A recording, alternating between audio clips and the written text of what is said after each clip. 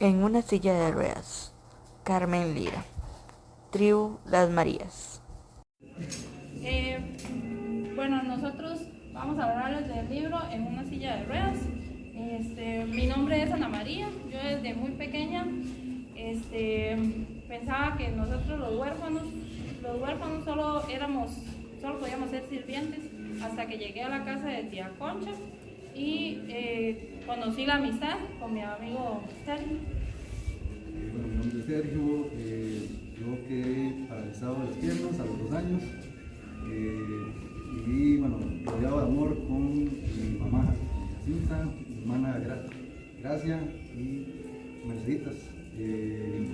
Sufrí, ¿verdad?, los instantes de aquella época al estar inválido y encontré un refugio en la música que me ayudó a superarme.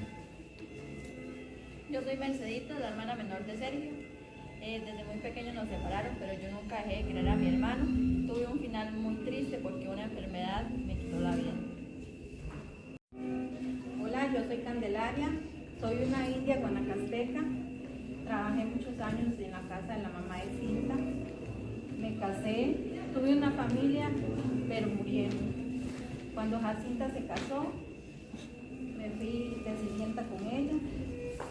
Cinta tuvo 3 hijos, Sergio, María la Gracia y Merceditas. Yo los amaba, los amo desinteresadamente. Ellos me llaman Mamá Canduche. Yo cocino, yo muelo maíz y les hago tortillas. Les cuento historias de los santos como San Cayetano.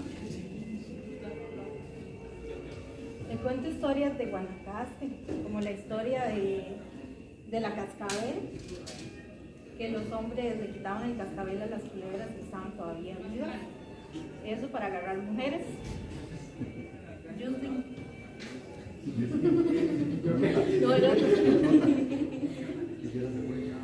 Okay. Pero tenían que huir, porque si las culebras los atrapaban, los mataban. Yo soy muy pulcra y religiosa. Les inculco la religión a Sergio y sus hermanitas. Me gusta andar descalza y nadie me hace ponerme zapatos ni para ir a misa. Y además, me encanta fumar tabaco. Yo soy Gracia, la otra hermana de Sergio. Cuando nuestra madre nos abandonó, nos separamos. Viví un tiempo con mi hermana en el internado y otro tiempo con mi padre en Limón. Y luego la vida nos volvió a unir. Yo soy Miguel y soy un trabajador de la calle que en la música encontró la vida. Me hice amigo de Sergio. En él encontré una familia que no tenía. A Sergio le observé que tenía el don de la música, que tenía muchas características, que podía salir adelante. Así que una vez Sergio me encontró tocando el violín y él se interesó en el violín. Entonces fue cuando decidí darle clases de violín y resultó ser que Sergio se convirtió en gran violinista y fue admirado por muchas personas y salir adelante.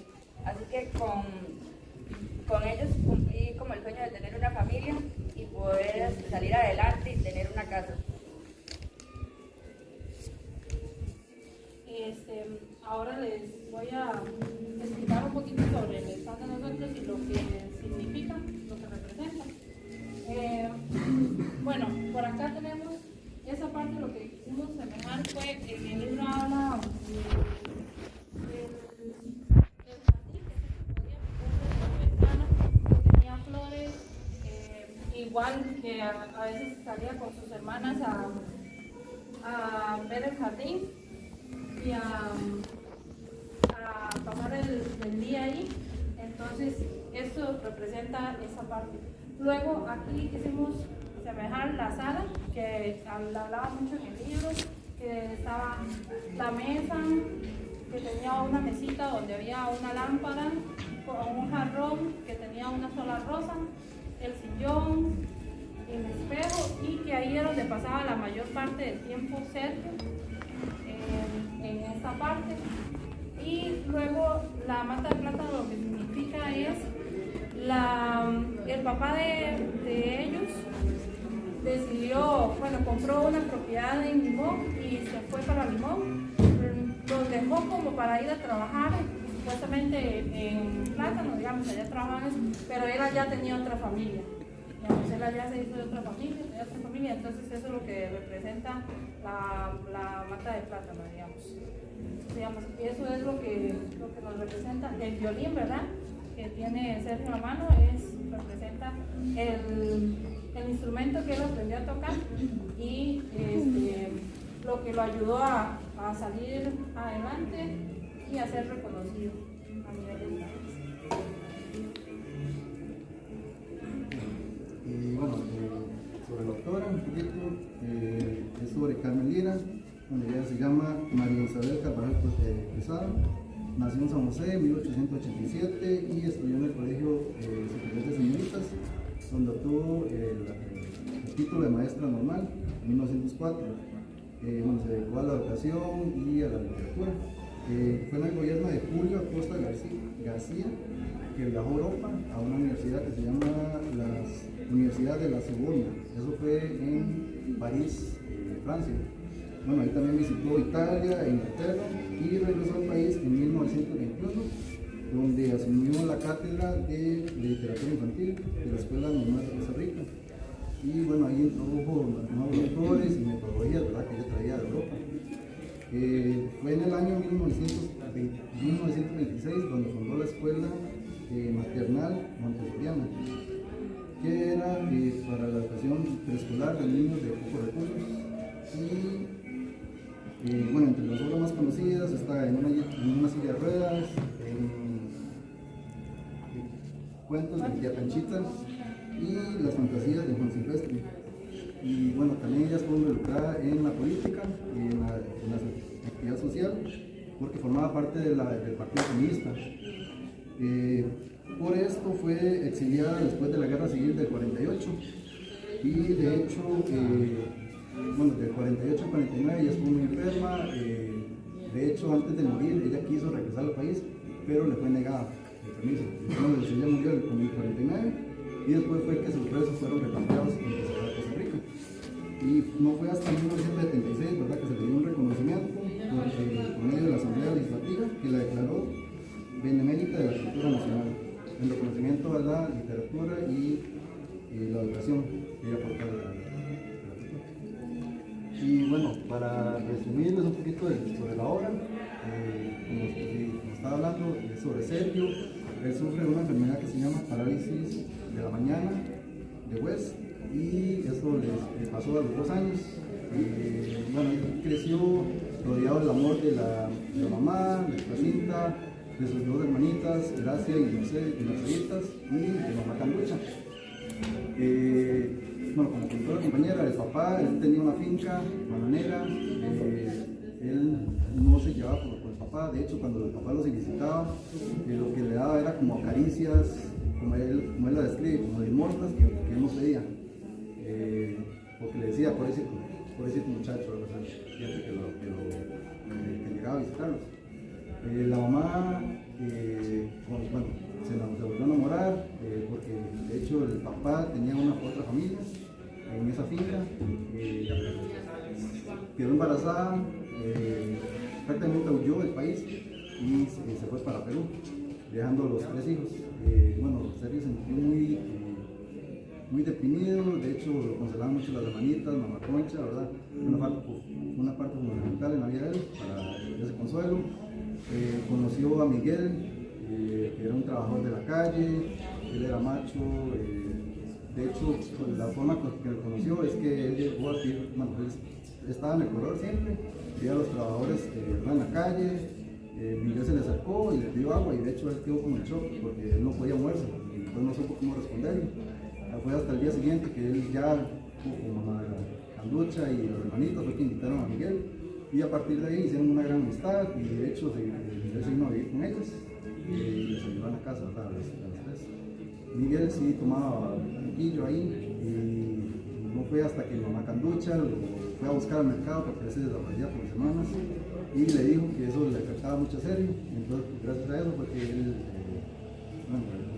consideró eso y ya pasaba más parte en la casa. De hecho, eso fue más, Miguel es una parte paternal, una figura paternal para Sergio. Después de ahí se separaron Jacinta y el papá de Sergio. El papá de Sergio volvió, traía una familia, entonces lo que hizo fue mandar a las hijas a un internado.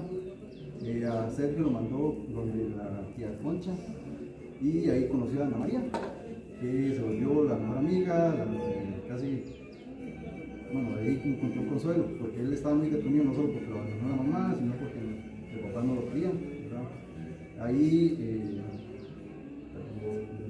Ahí también asistió al colegio de los salesianos. De hecho, él no se interesaba mucho tanto en los estudios, sino se concentraba mucho en la música, en el violín, que le había enseñado Miguel. Él tocaba Mendelssohn, Johann Sebastian Bach, Haydn, Beethoven, ¿verdad? Todo eso. Fue lo que le enseñó Miguel. Ya después transcurrieron los años, la tía Canducha de hecho enfermó de cáncer y se fueron a Europa los tres, Tío José, tía Concha y Ana María, a buscar una cura, ¿verdad? A buscar tratamiento. A él lo internaron como el papá volvió, él no quiso volver con el papá, de hecho él le advirtió que si él se iba a vivir con ellos, él se mataba, porque así no quería el papá, él lo decían. Entonces lo internaron a un hospicio de rurales. Al pasar los años, él estuvo solo, se mandaba cartas con Ana María le contaba, ¿verdad?, las aventuras de Europa, de Francia, por todos lados que ellos andaban. A los años, muchos años después, ya adulto, volvieron. Ana María queda embarazada cuando vuelven, la echan, porque de hecho la tía Concha como que le decía, si lo regala tal vez se puede quedar, pero ella le prometió a Sergio que ella jamás iba a abandonar a su hijo. De hecho, le dice que Sergio va a ser el padrino de sus hijos. Bueno, pasan unos años, Ana María se va a vivir con una familia que es extremadamente pobre, pero mientras Sergio está en el hospital, en los hospicios corales, practica mucho la música. Ahí llega un pianista inglés famoso, que de hecho lo escucha, le ayuda a tener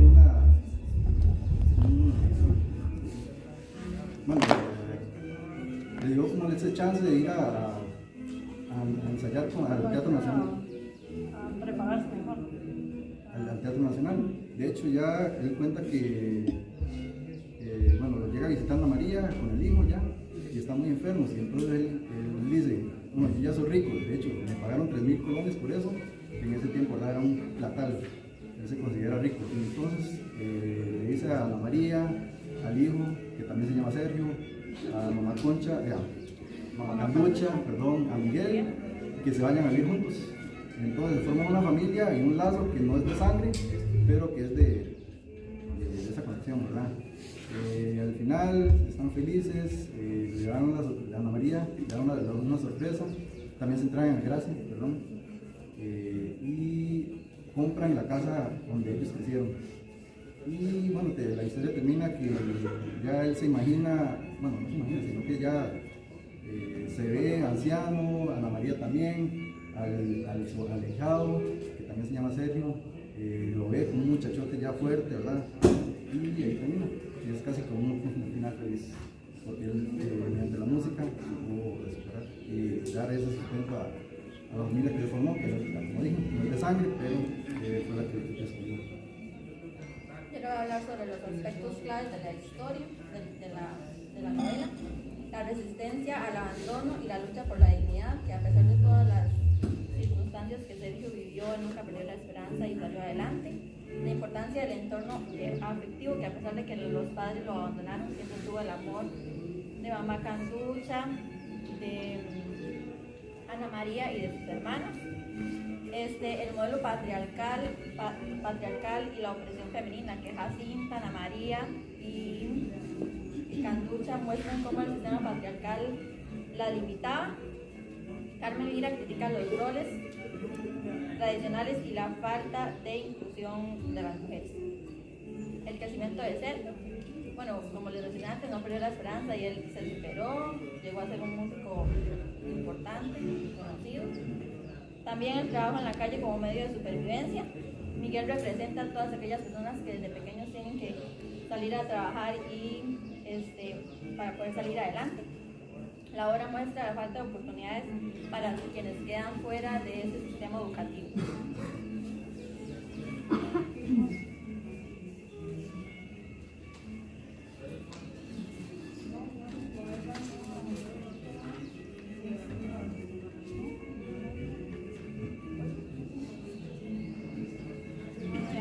Yo les voy a hablar de las ideas de mejora. Las ideas de mejora, digamos, que se puede aplicar en la educación costarricense. Una de las ideas de mejora que nosotros consideramos que se deben aplicar en la educación costarricense ahorita, digamos, sería que muy importante que en las instituciones públicas, bueno, las instituciones ya públicas o privadas, se dé cursos que sean obligatorios como de braille, de lesco o diferentes para trabajar lo que es la inclusión, digamos. Consideramos que es un punto que debería ser muy importante porque, digamos, si a uno le enseñan a hablar lesco o braille desde pequeños o durante todo el tiempo que uno estudia, entonces uno puede comunicarse de una mejor manera y generar una mejor inclusión y poder comunicarse con cualquier persona.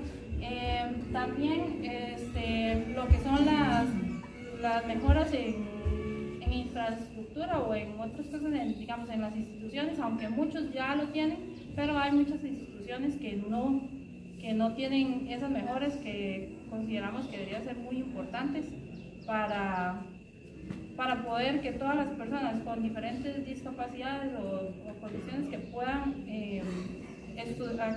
acceder a la educación de una manera más fácil o digna. Y también lo que son los como cursos o talleres, igual donde se pueda hablar, donde puedan las personas comunicar cómo les gustaría, junto con otros, digamos, que cómo les gustaría que ser tratados,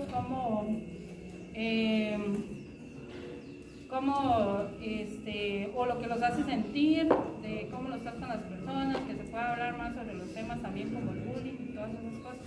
Entonces, consideramos que esas son oportunidades de mejora que deberían de haber en las instituciones.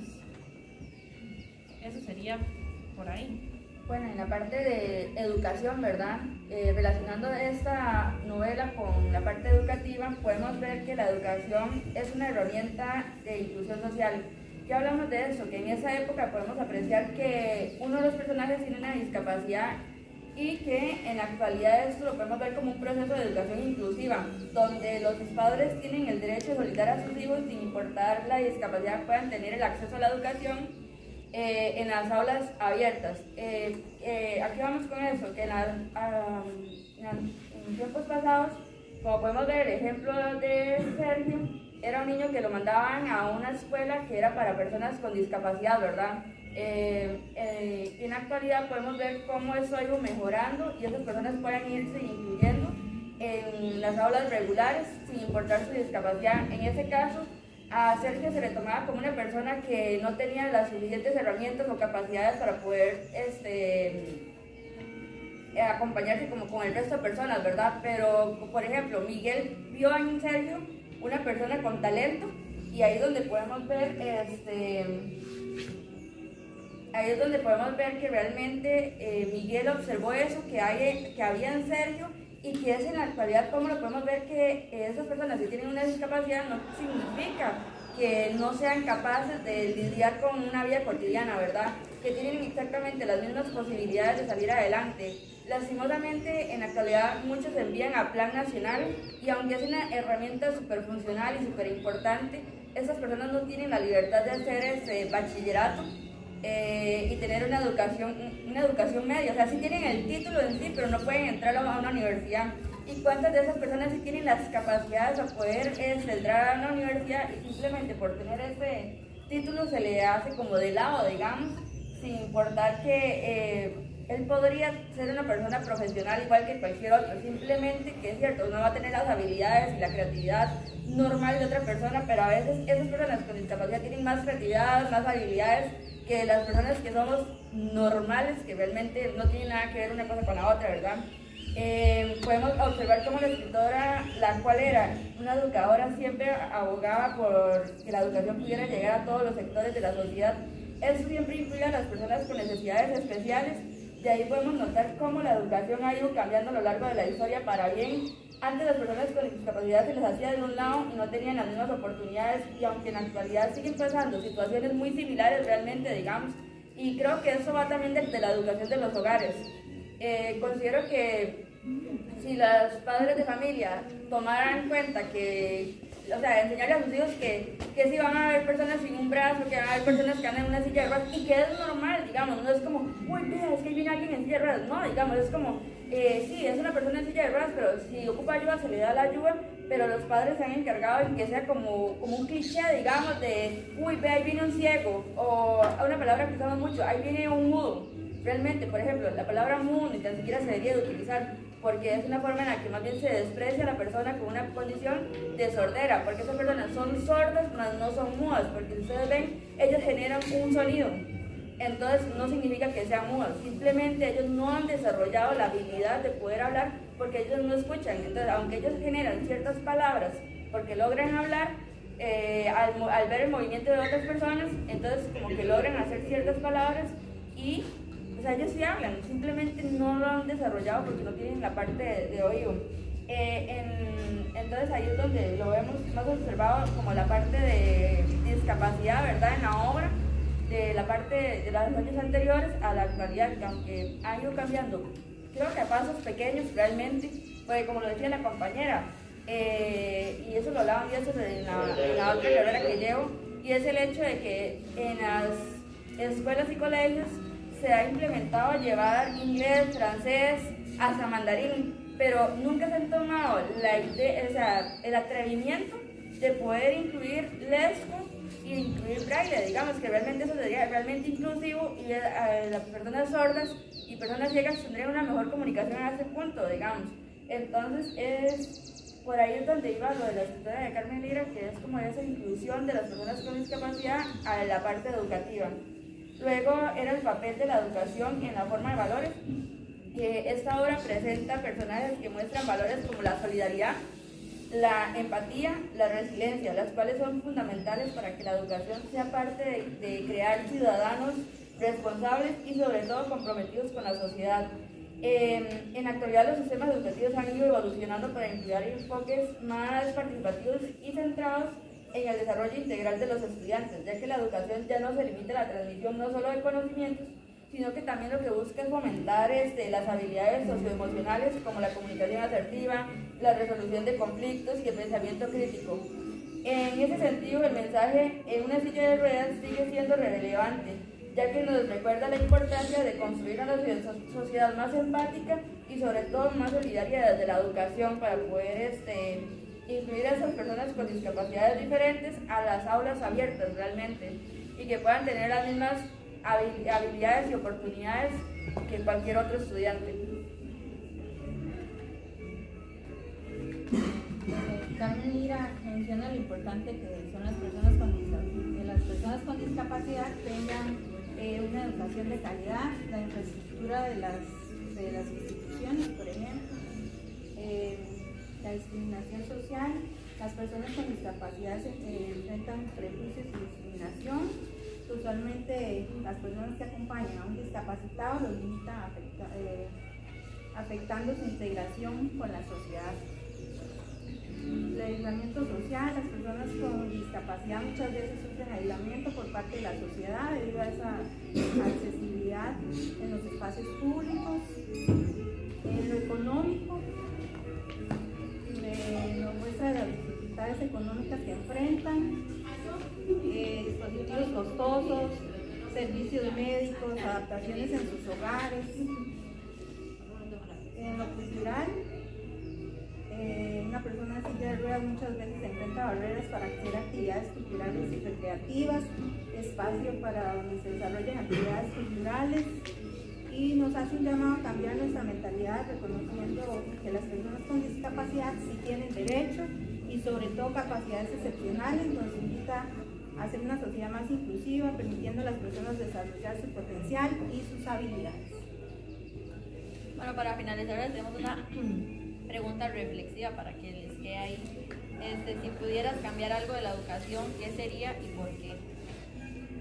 Pues para que analicen y para que piensen, digamos, toda esta situación y que vivimos día con día y que lo vamos a llegar a vivir, digamos, cuando seamos docentes, y hay que ser inclusivos. Entonces eso sería. Muchas gracias.